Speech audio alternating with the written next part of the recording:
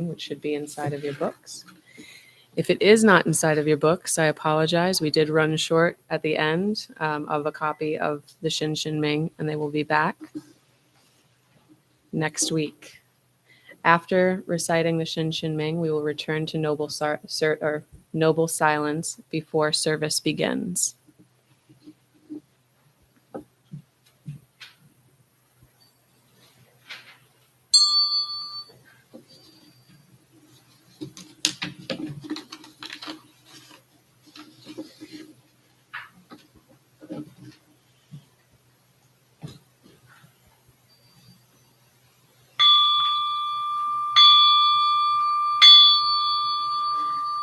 The great way is not difficult for those not attached to preferences.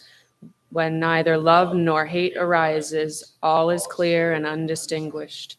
Separate by the smallest amount, however, and you are as far from it as heaven is from earth. If you wish to know the truth, then hold on to no opinions for or against anything.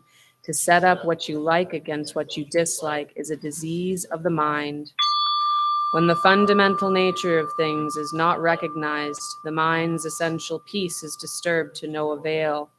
The way is perfect as vast space is perfect, where nothing is lacking and nothing is in excess. Indeed, it is due to our grasping and rejecting that we do not know the true meaning of things, live neither in the entanglements of outer things, nor in ideas or feelings of emptiness. Be serene and at one with things, and erroneous views will disappear by themselves. When you try to stop activity to achieve quietude, your very effort fills you with activity. So as long as you remain attached to one extreme or another, you will never know oneness. Those who do not live in the single way cannot be free in either activity or quietude, in assertion or denial. Deny the reality of things and you miss their reality. Assert the emptiness of things and you miss their reality. The more you talk and think about it, the further you wander from the truth. So cease attachment to talking and thinking, and there is nothing you will not be able to know. To return to the root is to find the essence, but to pursue appearances or enlightenment is to miss the source. To awaken even for a moment is to go beyond appearance and emptiness. Changes that seem to occur in the empty world we only make real because of our ignorance. Do not seek for the truth, only cease to cherish opinions. Do not remain in a dualistic state. Avoid such easy habits carefully. If you attach even to a trace of this or that, right or wrong, the mind essence will be lost in confusion. Although all dualities arise from the one, do not be attached even to ideas of this one. When the mind exists undisturbed in the way, there is no objection to anything in the world. And when there is no objection to anything, things cease to be in the old way. When no discriminating attachment arises, the old mind ceases to exist. Let go of things as separate existences, and mind too vanishes. Likewise, when the thinking subject vanishes, so too do the objects created by mind. The arising of others gives rise to self. Giving rise to self generates other. Know these seeming two as facets of the one fundamental reality. In this emptiness, these two are really one, and each contains all phenomena. If not comparing nor attached to refined and vulgar, you will not fall into judgment and opinion. The great way is embracing and spacious. To live in it is neither easy nor difficult. Those who rely on limited views are fearful and irresolute. The faster they hurry, the slower they go. To have a narrow mind and to be attached to getting enlightened is to lose one's center and go astray. When one is free from attachment, all things are as they are, and there is neither coming nor going. When in harmony with the nature of things, your own fundamental nature, you will walk freely and undisturbed. However, when mind is in bondage, the truth is hidden, and everything is murky and unclear. And the whole person practice of judging brings annoyance and weariness. What benefit can be derived from attachment to distinctions and separations? If you wish to move in the one way, do not dislike the worlds of senses and ideas. Indeed, to embrace them fully is identical with true enlightenment. The wise person attaches to no goals, but the foolish person fetters himself or herself. There is one Dharma without differentiation. Distinctions arise from the clinging needs of the ignorant.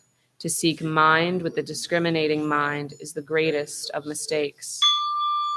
Rest and unrest derive from illusion. With enlightenment, attachment to liking and disliking ceases. All dualities come from ignorant interference. They are like dreams, phantoms, hallucinations. It is foolish to try and grasp them. Gain and loss, right and wrong. Finally abandon all such thoughts at once. If the eye never sleeps, all dreams will naturally cease. If the mind makes no discriminations, the 10,000 things are as they are, of single essence. To realize the mystery of this one essence is to be released from all entanglements. When all things are seen without differentiation, the one self-essence is everywhere revealed. No comparisons or analogies are possible in this causeless, relationless state of just the one. When movement stops, there is no movement, and when no movement, there is no stopping. When such dualities cease to exist, oneness itself cannot exist. To this ultimate state, no law or description applies. For the realized mind, at one with the way, all self-centered striving ceases. Doubts and irresolutions vanish, and the truth is confirmed in you. With a single stroke, you are freed from bondage. Nothing clings to you, and you hold to nothing. All is empty, clear, self-illuminating, with no need to exert the mind. Here, thinking, feeling, understanding, and imagination are of no value. In this world, as it really is, there is neither self nor other than self. To know this reality directly is possible only through practicing non-duality. When you live in this non-separation, all things manifest the one, and nothing is excluded. Whoever comes to enlightenment, no matter when or where, realizes personally this fundamental source. This Dharma truth has nothing to do with big or small, with time and space. Here, a single thought is as 10,000 years, not here, not there, but everywhere, always right before your eyes. Infinitely large and infinitely small, no difference, for definitions are irrelevant, and no boundaries can be discerned. So likewise with existence and non-existence. Don't waste your time in arguments and discussions, attempting to grasp the ungraspable. Each thing reveals the one manifests as all things. To live in this realization is not to worry about perfection or non-perfection. Put your trust in the heart-mind is to live without separating. And in this non-duality, you are one with your life source. Words, words. The way is beyond language, for in it there is no yesterday, no tomorrow, and no today.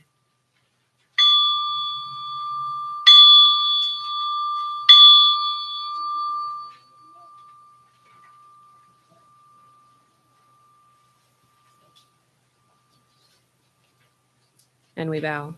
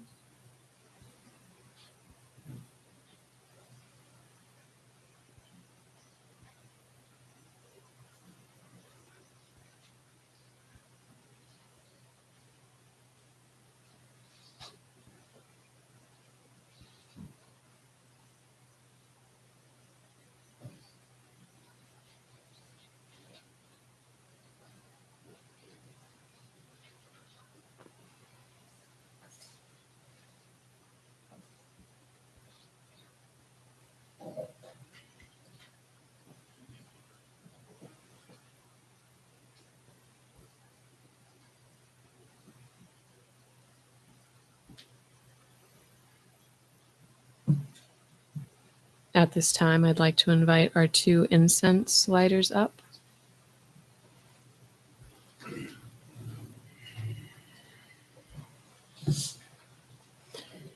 And together we will chant the incense offering that should be inside of your booklet underneath the Shin Shin Ming.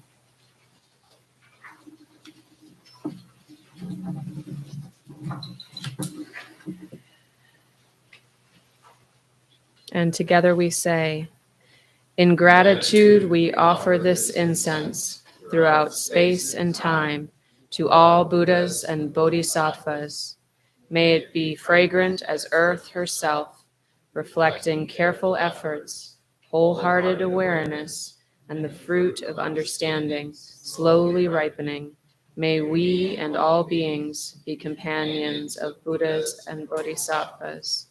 May we awaken from forgetfulness and realize our true home.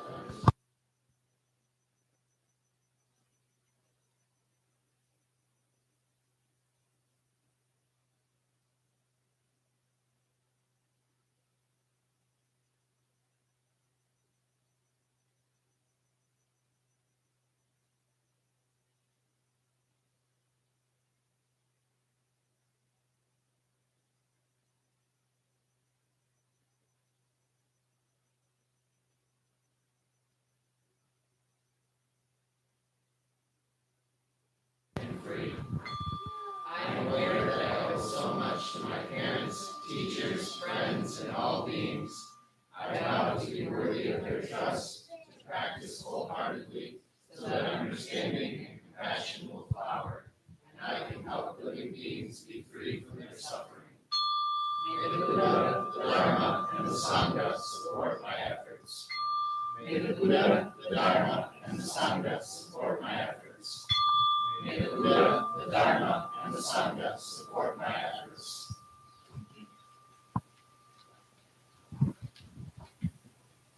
You can flip your booklets over. On the other side, we are going to be reciting the Heart Sutra together. We will repeat the title of the sutra both at the beginning and at the end,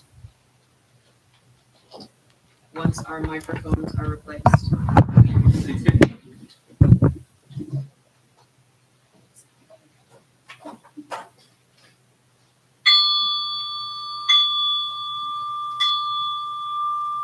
Dhamma Prajna Paramita Hridaya Sutra. The Bodhisattva of great compassion from the deep practice of Prajna Paramita perceived the emptiness of all five skandhas and delivered all beings from their suffering. O Shariputra, form is no other than emptiness, emptiness no other than form. Form is emptiness, emptiness form. The same is true of feeling, thought, impulse, and consciousness. O Shariputra, all dharmas are empty. They are not born nor annihilated. They are not defiled nor immaculate. They do not increase nor decrease. So in emptiness, no form, no feeling, no thought, no impulse, no consciousness, no eye, ear, nose, tongue, body, mind, no form, sound, smell, taste, touch, or objects of mind, no realm of sight, no realm of consciousness, no ignorance, nor extinction of ignorance, no old age and death, nor extinction of them, no suffering, no cause of suffering, no cease from suffering, no path to lead out of suffering, no knowledge, no attainment, no realization, for there is nothing to attain. The Bodhisattva holds on to nothing but Prajna Paramita. Therefore the mind is clear of any elusive hindrance. Without hindrance there is no fear. Away from all perverted views, one reaches final nirvana. All Buddhas of past, present, and future, through faith in Prajna Paramita, attain to the highest perfect enlightenment. Know then the Prajna Paramita is the great Dharani, the radiant fearless mantram, the utmost supreme mantram, which is capable of allaying all pain. This is true beyond all doubt. Proclaim now the highest wisdom, the Prajna Paramita. Gate, gate, para, gate, para samgate, bodhisvaha. Gate, gate, para, gate, para samgate, bodhisvaha. Gate, gate, para, gate, para samgate, bodhisvaha. Dhamma Prajna Paramita Hridaya Sutra.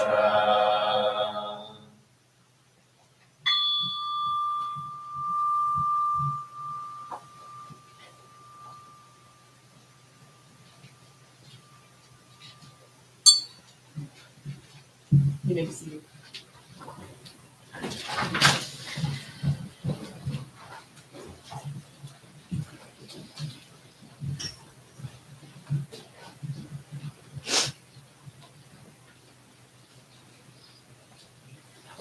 Good morning, everyone, and thank you for writing that uh, mischant with me, as well as our little technical difficulty here in the beginning.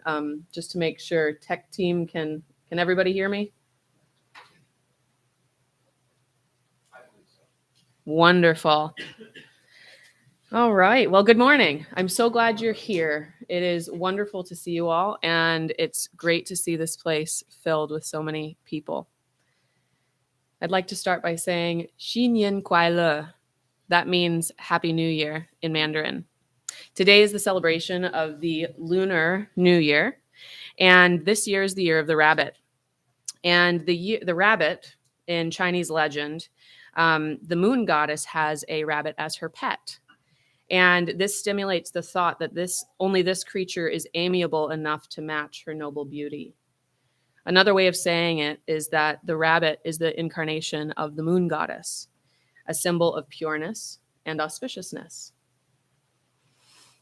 So during this time of year, it is common to wish each other good health, good wealth, and good prosperity.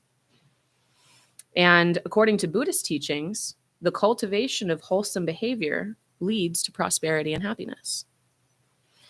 Buddhism teaches that the art of genuine happiness through altruistic giving of non-clinging. So during the Lunar New Year celebration, gift giving is very common practice, and it ties in very well with the idea of Buddhist altruistic giving. Dana Paramita is the perfection of giving, the practice of cultivating generosity through selfless giving. A paramita is a perfection of, or it is practicing beyond the point of limitation. There are many ways that we can cultivate dana. We can do it by giving material goods. We can do it by monetary support. We can give of our time, our effort, our patience. There's lots of ways that we can be generous. If I could put it simply, dana is the unconditional generosity that leads to liberation. However, we all know in practice, it's not that easy. So I'd like to look at generosity in 4 different ways. I'd like to look at it from the perspective of the giver. I'd also like to look at it from the perspective of the receiver. We'd also like to look at it from perfecting the act of giving and as the ultimate goal of giving. And I do also want to remind parents that if there's any time where your child might need some water or a place away from here, you are welcome to go downstairs and grab a glass of water, hang out. There's lots of toys and crayons and great things down there. So please feel free to take advantage of that. So the giver, the person giving the gift. Generosity can be present in 2 ways. You can be consciously generous, but you can also be unconsciously generous. And you might be thinking, how do you unconsciously give to someone? Well, think about it this way. When you're a child and your mother says, you have to go clean your room, and you go and you do it, right? You are being told to go do something that creates a gift for someone, a clean house, right? So it's not of your own free will. This didn't come to you all of a sudden and you're like, I'm going to clean my room for my mom to make her happy, right? That's just, kids don't think that way. And I mean, if you did, great, wonderful. You're a bodhisattva in the making at the age of 7. I was not that child. So, again, unconsciously giving, it still creates gifts in the world. It comes from a place of generosity. But when we can give consciously, or we are aware of what we are giving, that can be the cultivation of more merit. Okay. So, conscious generosity comes with 3 kinds of awareness. You can think of giving with a clear understanding of the karmic law of cause and effect. What you're giving will provide benefit, not just you, but the person that is receiving your gift. We can also think of it, and be asking ourselves, what does my action do to benefit others? What is the result of my actions? before we commit those actions. Another type of awareness is impermanence of the gift. Everything is impermanent. Therefore, there is no attachment to the gift being given. And another kind of awareness is that when we give this gift of impermanence, this gift of benefit, we are striving towards enlightenment. So understanding that developing this practice of generosity will cultivate enlightenment or liberation. It's important to remember that conditional giving is not considered dana. In anthropology, this is called reciprocity, and it refers to the exchange of goods or conditional gifts with the expectation that something is given back in return. Dana refers to the true gift or unconditional gift, where there is no expectation of return. Liberation is achieved by eliminating all the mental defilements, which are rooted in the delusion of a controlling and lasting I, a permanent self. We practice generosity to cultivate selflessness, right? Impermanence. There is no lasting self that will be here forever.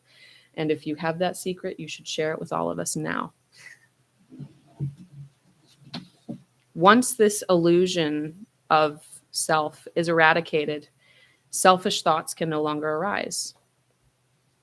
It is in this way that we develop the paramita of dana, or the perfection of giving. This determination in unconditional acts of giving contributes towards cultivating this aspect of the mind, further also cultivating our wisdom. So there's this music and art festival that some of you might know of. It's called Burning Man. And a lot can be carried with the name of Burning Man, a lot of conceptions and things like that. But one of the fundamental practices during this music festival is dana. A lot of people think it's a barter system. It's not. It's a gift-giving system. And that means that there is no gift returned and expected, or no gift expected in return, excuse me. So when you go there and somebody feeds you lunch, you're not expected to pay. You're not expected to give something back to them. You're just supposed to take it, eat it, and enjoy it. Okay? And during my experience there in 2013, there was an older gentleman walking down one of the streets at the festival. And he stopped at our camp, and he had this wagon behind him filled with all of these beautiful fruits and vegetables that he had grown in his garden and brought to the festival. And silently, he gave us a bunch of these gorgeous heirloom tomatoes, a watermelon, and walked away. And we had the most wonderful lunch, because you think about it, being in the desert, fresh produce is scarce. So here we are, this gentleman is just giving us this wonderful gift. And this right here, he is this gift that he gave, he is still receiving merit for this gift. Every year when I grow a garden, I think of this man and how he inspired me to cultivate my own garden and give away the fruits of that. So the receiver is another perspective. When we receive a gift, we can either receive it through the gift of wisdom or non-wisdom. While thoughtful gifts are something to be grateful for, it is in the practice of eliminating our desire for sense objects that opens our heart of wisdom and brings us closer to enlightenment. When we're children, we're often attached to the idea of receiving gifts. Santa's coming. Are you going to get what you want this year? What happens if you don't get what you want? That can sometimes leave us with dissatisfaction. I think many, if not all of us, know what that's like as a kid, to not get what we want. So if we learn to instead look at it from a view of compassion towards the giver, right? This person is thinking of me. This person is doing something for me. That is something that I can be grateful for. Doesn't matter what it is. Could be saying hi, could be a smile, could just be simply hearing their voice. When the mother and her young child were first entering this morning and I heard the little girl say, "Mommy," immediately I thought of my own daughter. And that to me, just hearing her voice was a gift. Having that to think about and hold on to now. She's with me for the rest of service. So it's not as easy as it sounds, but that's why we do this. It's a practice, right? When somebody gives us a gift, instead of looking at the gift for what it is, we should look past that gift onto the giver and look at them from a lens of compassion.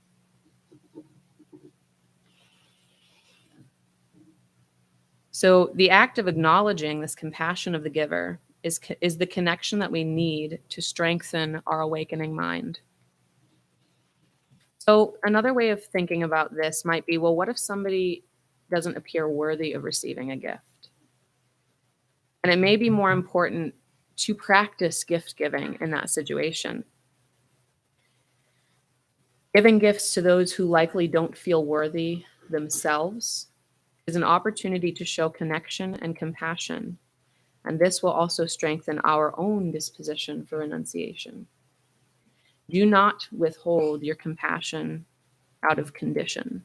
Again, is this conditional or is this unconditional?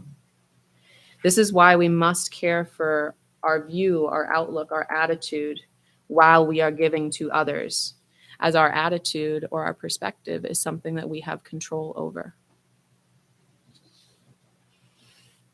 So the perfection of giving. How can we perfect cultivating generosity? The object of giving should be equal to what you are capable of giving. We are not saying that you need to go and give every single thing in your house away and leave nothing for you. Okay? We're not saying give every ounce of your time to everybody else except for you. And while it's good to be able to give up those things, it doesn't mean you go and you spend all the money that is meant to put a house over or a roof over your house or pay the mortgage. You don't want to give all that away because then the person living in the house won't be able to live in the house anymore.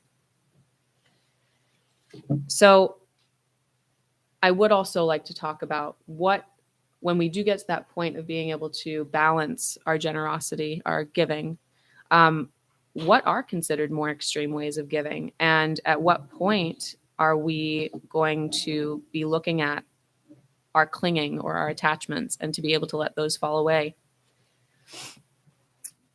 So in cultivating our ability to let go, we also have to ask ourselves how far are we willing to go? A bodhisattva must give more, I'd say, difficult gifts than material goods to fulfill the highest form of the perfection of generosity. And for those who are deeply, there's a word I'm looking for and it's lost. It's escaped me now. Those who are deeply practicing, when you think of monks and nuns who have given up their lives to pursue this practice, right? They are giving of so much. There's one particular Buddhist monk who many of you may be familiar with. His name was Thich Quan Duc. He was a Vietnamese monk who literally gave of himself by setting himself on fire to bring awareness to the suffering people of Vietnam. In his act of sacrifice, he sat still as if the fire didn't affect him. In a straightforward demonstration of the pain of his countrymen and women were enduring, he gave of himself. Another example is in one of the Buddha's past lives as a bodhisattva, he took the birth as a wise hare.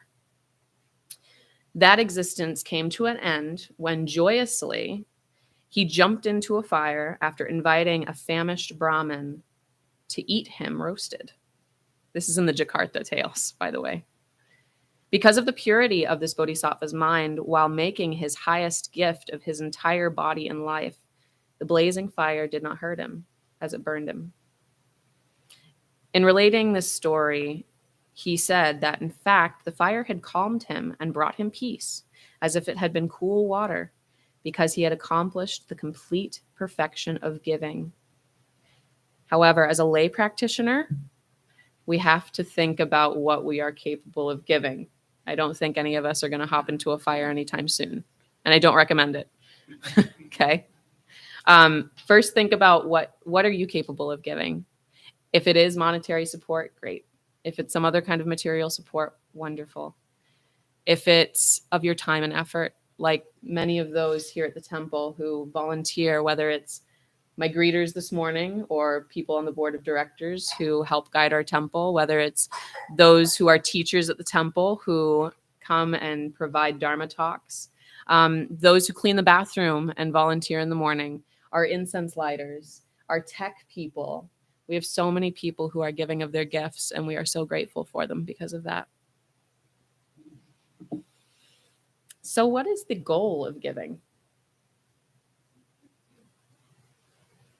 Some would say, well, maybe it's to cultivate generosity, right?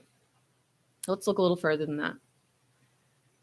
The goal of giving, the goal of creating or not creating because we don't create, the goal of cultivating, right?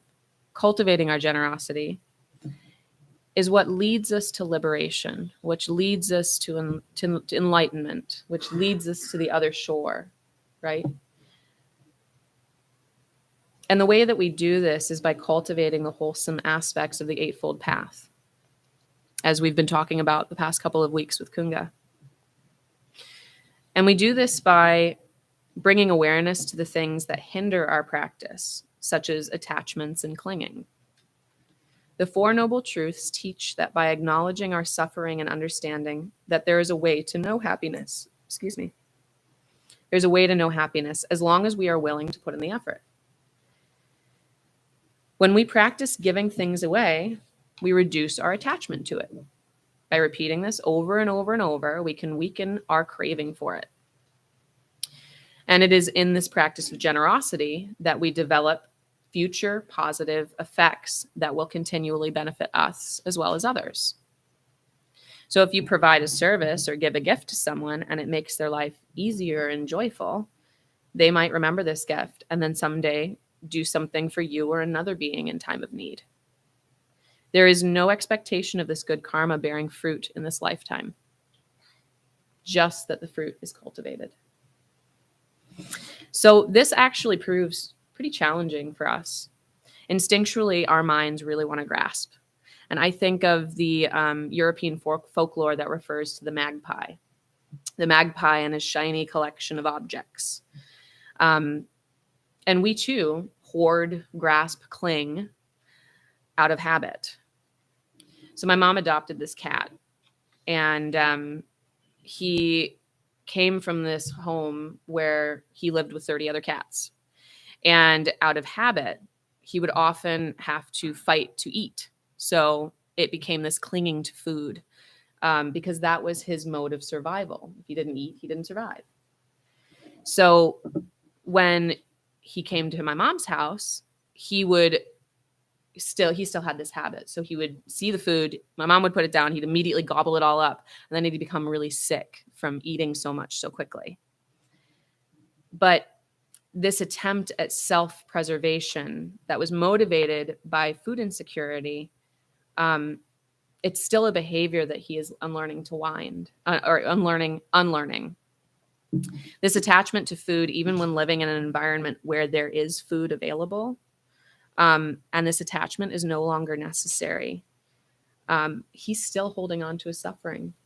He's still clinging to it. Even with all of this opportunity for generosity in front of him, he can't see past it because he's still stuck in survival mind. So it is important that as we are cultivating our generosity, that we are also observing ourselves. So observing our deep-seated habits of clinging can prove to be a very freeing experience. This could be clinging to material objects, thoughts, beliefs, or even self-image. It's this unwholesome habits. It is the unwholesome habits that we have practiced over and over that hinders our discipline of the path. And it's really easy to fall back into the same habits that we are really familiar with. Again, survival mind, automatically we go right back to those same habits. These habits may even have helped us survive the most stressful times in our life. But what are those habits? What are they? And are they you? Remember that idea of an impermanent self? What really is you, right? So the Buddha said that the practice of giving will aid us in our efforts to purify the mind. Generous gifts, accompanied by wholesome volition, will help to eradicate suffering in 3 different ways. The first way is that when we decide to give something of our own to someone else, we simultaneously reduce our attachment to the object. Making a habit out of giving can gradually weaken the mental factor of craving, one that causes unhappiness. Number 2, giving accompanied by wholesome determination will lead to favorable future circumstances, cause and effect, creating good karma. Number 3, when giving is practiced with the intention that the mind becomes pliant enough for the attainment of nirvana, the act of generosity will help us develop virtue, concentration, and wisdom.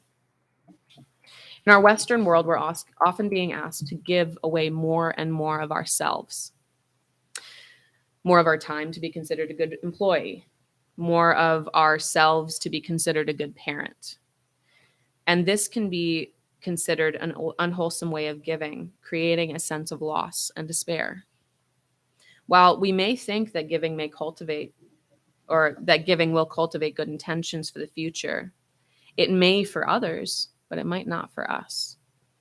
We often forget that our suffering must be cared for too. We are part of the all living beings. Okay? And if you can't take care of yourself, how can you take care of somebody else? As a bodhisattva in the world, our aim is to reduce the suffering of all. Generosity can prove to be incredibly beneficial to the path. When we give thoughtfully, it's an exchange of energy. When we help another, we are transforming our compassionate wishes into action. It is important to be at a place where we are taking care of our suffering by giving ourselves the time and compassion that we need. When we give back to ourselves, we benefit others. Then, when we give back to others, we also benefit ourselves. So today, I am giving everyone full permission to be gentle and compassionate with yourself. So last weekend, we gathered for our first Bodhisattva class, and it began with 20 minutes of meditation, followed by 10 minutes of walking meditation, and then another sitting 20 minutes. And during the second portion, I felt this enormous sense of gratitude for the Buddha. Siddhartha renounced his material life of wealth and family to pursue the path, resulting in becoming a guide towards enlightenment. By giving away everything, he received everything in return. It is the teachings of all the Buddhas, marked by Shakyamuni Buddha, as the reason I am sharing the Dharma with my fellow bodhisattvas. If Siddhartha, a human just like me and you, could walk the path of generosity, we can too.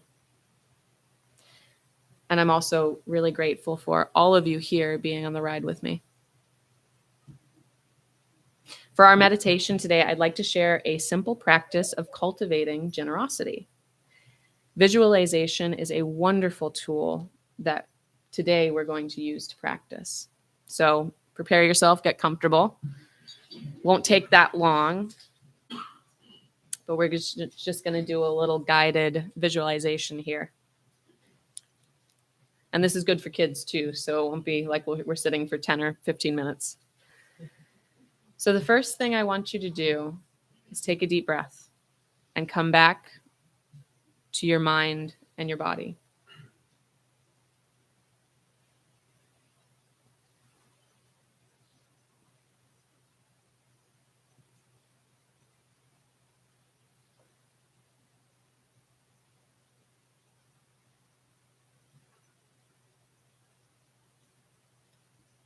As you are relaxing, I want you to think of something that you really love. It could be a book, your favorite flower, the world's best chocolate cake.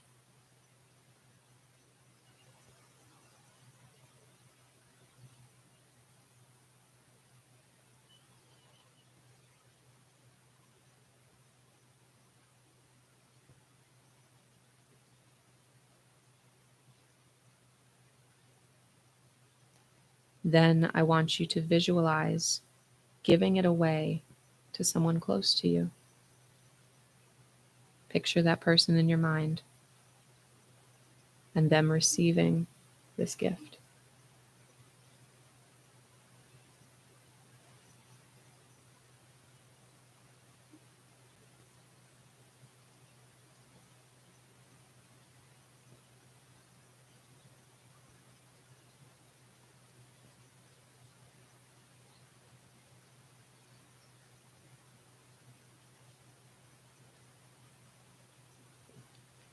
And then, because you happen to have many of these gifts in your pocket, I want you to visualize giving it away to someone neutral.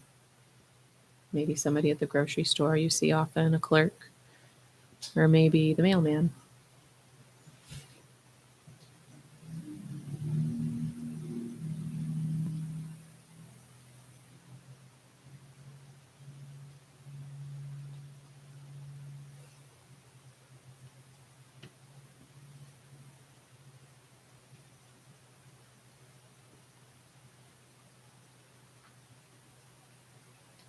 And then you take another one of these gifts and you're going to give it to someone you might not particularly get on with very well.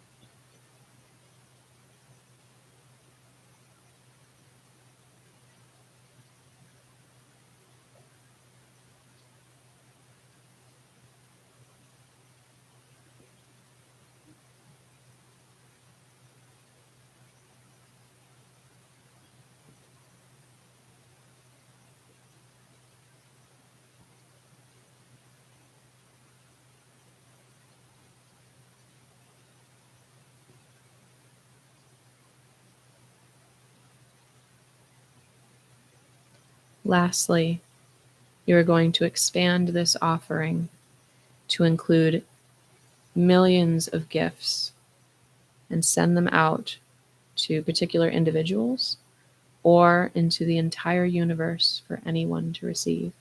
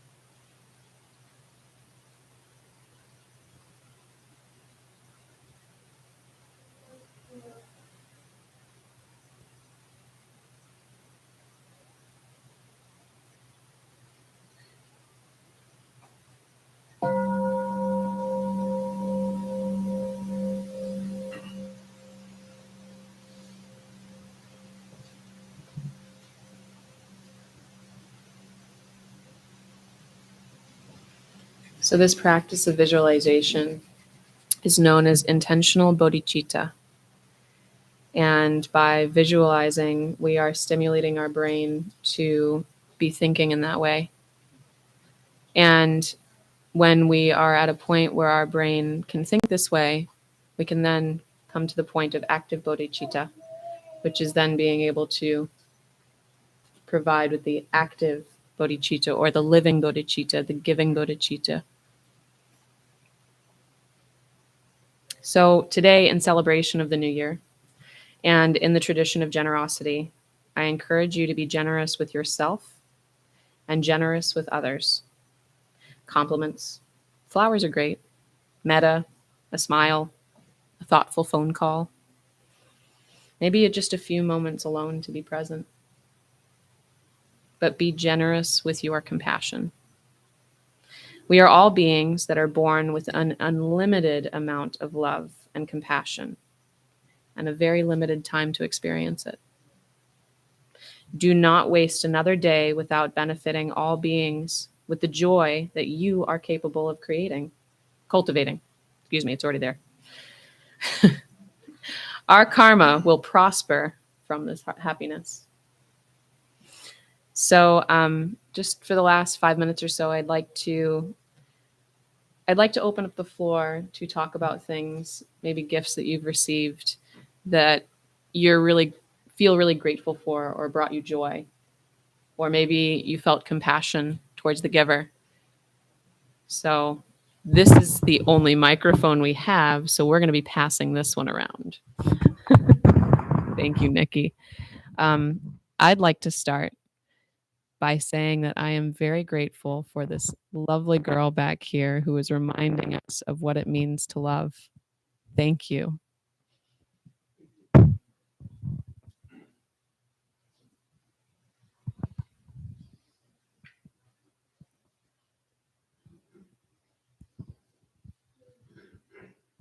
Any gifts that anyone would like to share with us?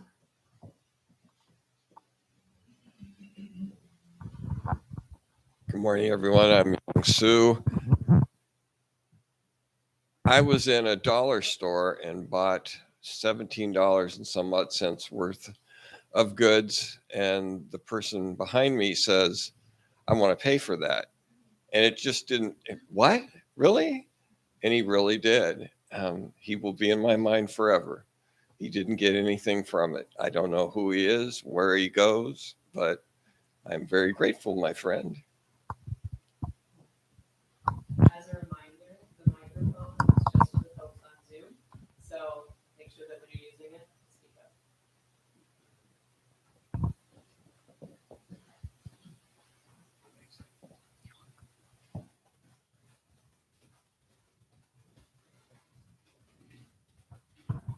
And Saxony. I want to thank you for the gift of your seats this morning when we arrived late and we were just kind of scrambling, and I really appreciate that.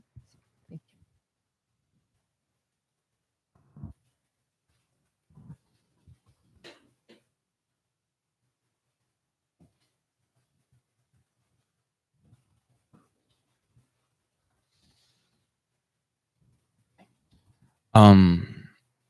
Something I find myself very grateful for lately is the belief that the people in my life have in me when I don't.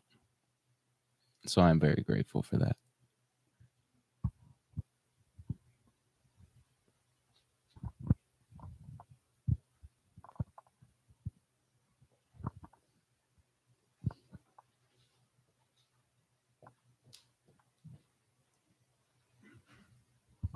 Hello, everyone. My name is Igye Su or Shane. I just was so grateful for the gift of support from so many of my friends and family during the time when my grandma passed. Just having kind words and showing up and just holding space for me. That is a tremendous gift. So thank you, everyone, for that.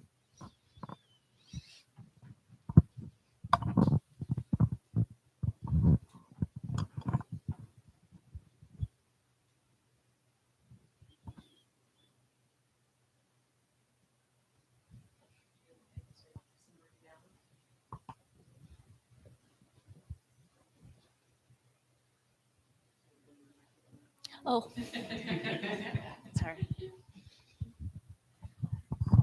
And a big thank you to Nikki for running our microphone this morning.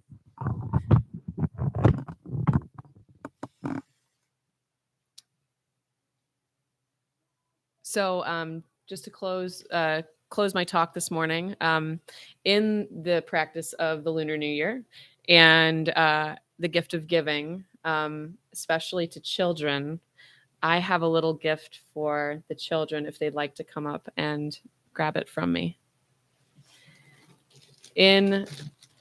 During Chinese New Year, traditionally there are little red packets given away with gifts inside.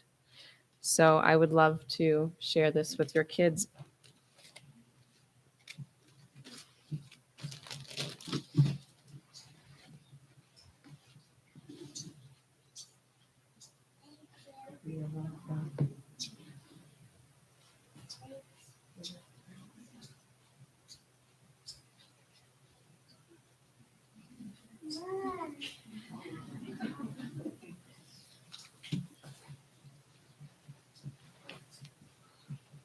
Thank you, everyone, for being here this morning.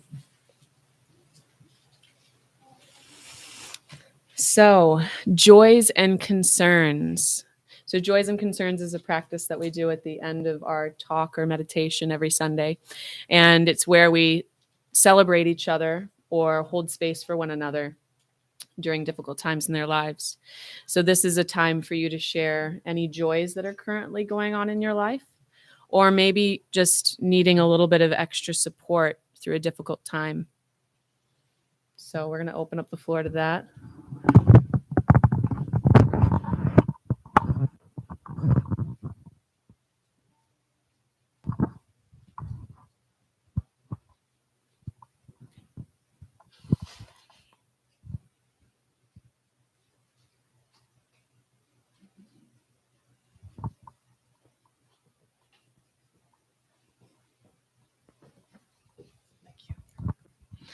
Hi, I'm Ryan. I'm really happy to say that this is my daughter, Jackie. This is the first time I've brought one of my girls to service. She's 5.5 and goes to kindergarten. So thank you for coming with me, Jackie.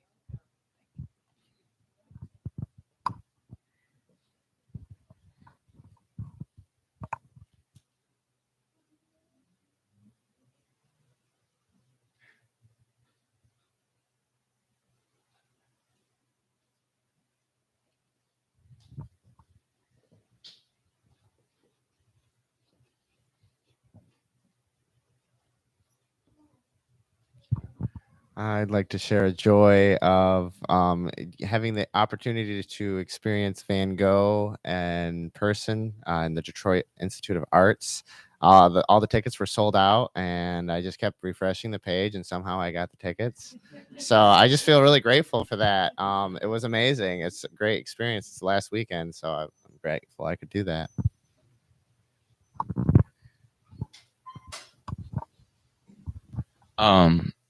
I'm very happy to see Ryan here. It's been a while, so I'm very happy to see you here. That's my joy for the day.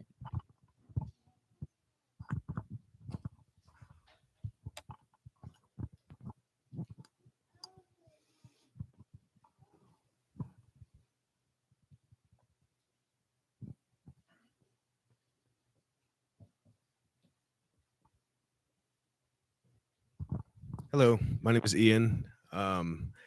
I just want to share the joy that I have from finding this place. This is my second time coming, and last year my grandmother died, and at her funeral they held a Buddhist service, and I can really feel her right now. So thank you.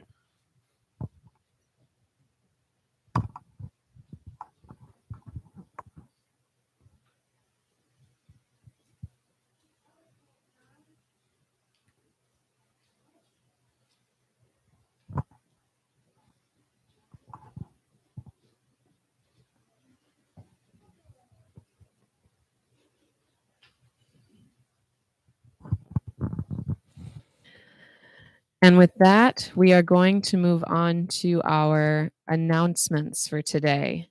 So,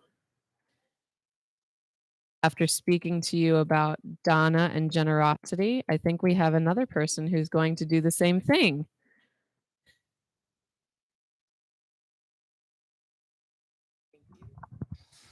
Good morning. My name is Jeremy. I'm so happy to see so many new faces in the temple. It's really awesome. And as Igye Su said, we have a weekly announcement on Dana. So I promise it wasn't just a service all about that. And now I'm gonna say words on it. But Dana is the Buddhist practice of cultivating generosity. Excuse me. As you all have just heard. And everything we do here at the temple is the result of this practice, from volunteers donating their time to monetary donations to teachers sharing the Dharma. And if you would like to be a part of that if you feel so inclined. There are Donna boxes that you can write your name on a paper, cash your check at the end of each end of the Dharma hall, the front and the back. If you're watching on YouTube, there is a drop down, as I say, share more button, and you're able to click a link on there and donate to the temple via that. On the Donna boxes, there are QR codes that have links to PayPal to make it easy if you have that on your telephone. And on our website, zengr.org/donate. There's a link on there. If you shop on Amazon Smile, if I always say that, if you shop on Amazon, there is Amazon Smile. And I didn't know, but if you all don't know, Amazon Smile is a way that you can click on there, designate the temple as a beneficiary, and Amazon donates a small amount of your purchase to the temple at no additional charge to you. They are ending Amazon Smile, unfortunately, as of February 20th. So that you all know that will no longer be a thing. But those are all the ways. I think I've said what I say. So thank you all very much. So just the last few more announcements. And for any events that are going on here at the temple, our Grand Rapids board or Buddhist temple board meeting is the third Sunday of each month. It's right after service, and Sangha members are invited to observe. There are also, so I believe the next one is next month. Buddhist space recovery meetings are Mondays at the temple, or you can join via Zoom. Wednesday at the Alano Club. Fridays at the temple, or joining via Zoom.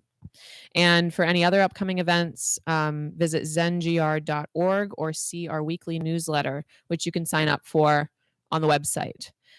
We do have an intro to meditation coming up in April, and more information will be out about that soon. So thank you all very much for being here. We've got our last set of gathas to recite. So if we will all stand together. I have one request with Dan Dexter and Rocky.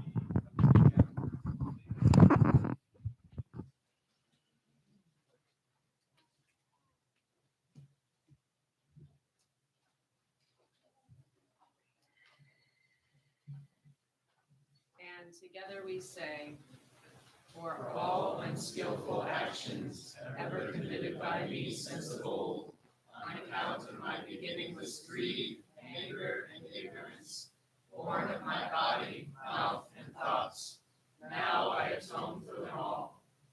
Vast is the robe of compassion, a formless field of benefaction. I wear the Buddhist teachings for the benefit of all sentient beings. All beings, one body, I vow to liberate. Endless blind passion, I vow to uproot.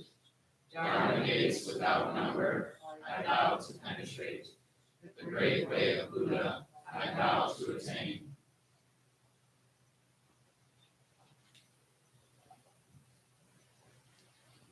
So following service, we do have tea downstairs. Right around 11:30, though, we will be asking everyone to make their departure to wherever their next destination is, so we can clean up and get ready for the rest of the week. Booklets, I know that there are some folks are collecting those, and if you'd like to help, love to have your help. Just make sure that the papers are in the booklets, and then we'll be dropping them back off at the front. Thank you all so much for being here today. I am so grateful for each and every one of you for sharing in the Dharma with us. Oh, I forgot. This side of the room. Face that side of the room. And we are going to bow to each other.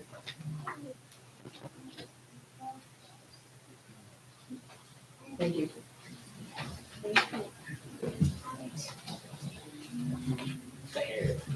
So,